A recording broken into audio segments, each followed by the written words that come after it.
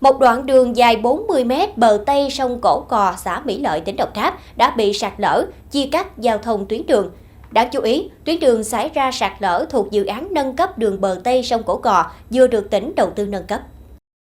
Theo Ủy ban Nhân dân xã Mỹ Lợi cho biết, điểm sạt lở dài hơn 40 m, ăn sâu vào đất liền khoảng 8 m. Sự cố làm đứt gãy hoàn toàn tuyến đường giao thông nông thôn và đe dọa trực tiếp đến an toàn của khoảng 6 hộ dân sinh sống trong khu vực bị ảnh hưởng. Ngay sau khi xảy ra sự cố, lãnh đạo Sở Nông nghiệp và Môi trường tỉnh Đồng Tháp cùng đại diện Chi cục Thủy lợi đã đến kiểm tra hiện trường, đánh giá mức độ ảnh hưởng và chỉ đạo địa phương triển khai các biện pháp đảm bảo an toàn. Đoạn đường xảy ra sạt lở nằm trong dự án nâng cấp đường bờ Tây sông Cổ Cò, vừa được tỉnh đầu tư với tổng kinh phí hơn 5 tỷ 600 triệu đồng, với chiều dài hơn 1 km, mặt đường rộng 3 m, tải trọng thiết kế 2,5 tấn và đã được nghiệm thu đưa vào sử dụng.